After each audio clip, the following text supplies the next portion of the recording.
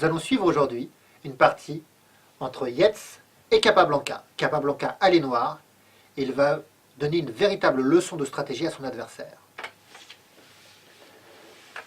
E4 pour Yates, donc cavalier F6, E5. C'est la défense à l'équine que Capablanca utilise. Capablanca qui était un champion du monde et qui a joué un match de champion du monde contre Alekhine justement. Cavalier D5 et il utilise sa défense. Cavalier C3, cavalier prend C3, D prend C3 et D5.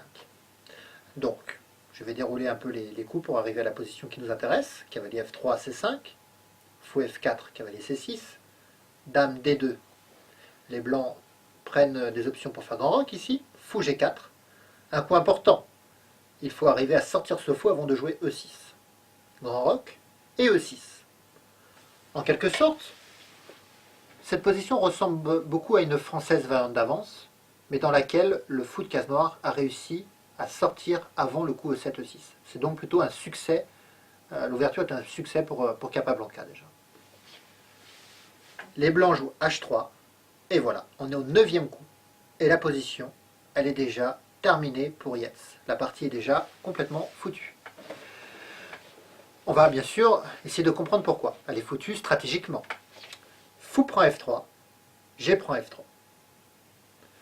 Dans cette position, Capablanca obtient 2 pièces légères capables de jouer sur le case noire. Le fou F8 et le cavalier C6, contre seulement le fou F4 pour Yates. Mais Yates obtient le fou de case blanche. Il doit donc essayer de combattre sur les cases blanches. Mais Capablanca, et c'est là son véritable génie, c'est qu'il a échangé son fou contre le cavalier en donnant le fou de case blanche à Yates pour emmurer complètement le fou de case blanche. Pour lui construire une prison, une large prison, mais une prison dans laquelle le fou ne pourra plus jouer. Observez bien ce fou en F1, nous ne le reverrons plus jusqu'à la fin de la partie. Les noirs jouent ici dame C7, fou G3,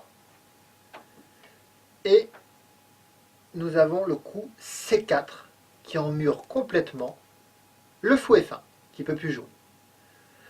Si sur fou G3, si on avait fait cavalier prend E5 pour essayer de gagner une pièce, nous avons la réaction peut-être fou B5 échec qui déroque le roi noir puisque le cavalier ne peut pas revenir en C6 à cause du clouage. C'est pourquoi Capablanca ne prend pas le pion de 5 mais il joue C4. Et regardez bien cette position. Le fou est en F1. Il y a de l'espace, mais il ne sert à rien. Enfin, il y a de l'espace. Il ne peut pas aller en D3, il y a le pion C4, il peut aller en E2, ou se mettre en G2 puis jouer en F4, se remettre peut-être en F3. Mais Capablanca, il va construire la prison suivante. Le pion C4, le pion D5, le pion E6, le pion F7, puis le pion G6 et le pion H5. Le fou est donc complètement muré au centre et à l'aile roi. F4 est donc joué, G6, roi B1, H5. C'est très très joli à voir cette prison. Donc Yates est incapable de jouer sur les cases blanches, donc il est incapable de valoriser son seul atout, la seule pièce que l'adversaire n'a pas, le fou de case blanche. Par contre, Capablanca, lui, il a 2 pièces légères pour jouer sur case noire, et il va décider de jouer sur case noire à l'aile dame. Certainement qu'il va faire petit roc, puisque très peu de leviers sont disponibles, même aucun levier n'est disponible à l'aile roi, hein. Donc il peut y avoir petit roc, on peut masser les pièces lourdes sur les colonnes A et B, et lancer l'assaut contre le roi B1 en jouant A5, B5, puis B4. Et observez que le fou F1 ne pourra jamais porter secours au roi blanc. Donc fou H4 est joué, fou E7. Capablanca provoque l'échange de ces 2 pièces pour rester avec son cavalier qui sera forcément supérieur au fou F1. Donc Yates joue fou G5, fou prend, F prend, et ça gagne même un pion. Cavalier prend E5. Dame E3 et petit roc. Donc les noirs ont gagné un pion, mais c'est pas là le plus important. Le plus important, c'est vraiment le fait qu'il y ait une pièce condamnée chez les blancs. On appelle ça une pièce statiquement mauvaise, qui n'a aucun moyen de recyclage. Fou E2 est joué. Donc cavalier C6 pour appuyer les percées B5, A5 et B4. F4, cavalier E7. Tour G1, cavalier F5. Dame en F2, tour F en E8. tour G en E1, et B5. Fou F1, donc vous voyez que le fou aussi entre la case E2 et la case F1. A5. B4 va devenir une réalité dans très très peu de temps. Tour E5, B4. Et le conflit sur les cases noires. Les noirs vont de toute façon chercher le conflit sur les cases noires, puisqu'ils ont un cavalier qui est capable de combattre sur cette couleur, face à un fou qui sera incapable d'apporter le moindre secours. On peut d'ailleurs essayer de jouer tour E, B8, puis peut-être le pion A5 en A4, puis en A3 encore. Dame E1, tour B8 a lieu. Roi A1, il essaie de le réfugier où il peut. Tour B6, on propose le doublement des tours. Dame D2, tour A B8. Tour B1. Sinon, on pouvait menacer la prise puis les rentrer en B2. Cavalier D6. Fou G2, il faut contrôler la case E4. Cavalier B5. On accroît la pression sur la structure noire. C prend B5, C3. Un coup de démolition très joli à voir. B prend C3.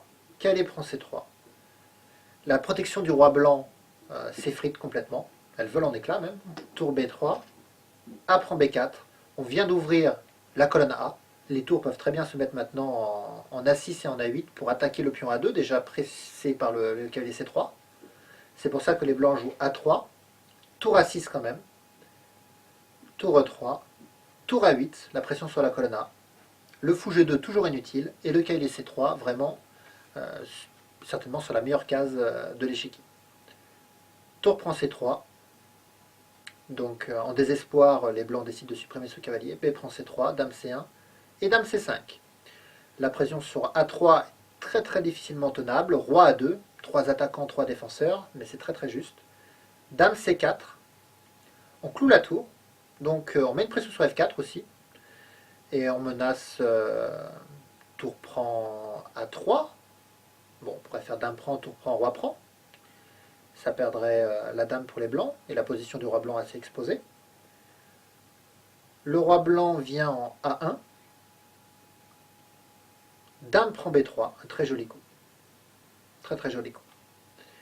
Alors sur Dame prend B3, si les blancs reprennent en B3, il suit tour prend A3, échec, donc roi à B1. Et puis tour A1, échec, qui regagne la dame. Donc roi à C2. On peut prendre, et la finale est gagnante avec la tour face au fou qui ne peut jamais jouer. Voilà. Alors, ce qui était intéressant de cette partie, c'est comprendre que Capablanca échange son fou de case blanche contre le cavalier en donnant un fou de case blanche à l'adversaire, mais il avait vu que juste après, il construisait une prison au fou de case blanche avec sa structure de pion. Il a emmuré le fou de case blanche de son adversaire, il a déporté toutes ses pièces en attaque sur l'aile dame. Il a essayé de manœuvrer avec son cavalier pour créer le maximum de conflits de tension sur les cases noires, là où le fou de case blanche ne peut pas intervenir. Puis, la position s'écroule d'elle-même. Voilà, donc une très belle idée stratégique pour enfermer une pièce. Merci, à bientôt.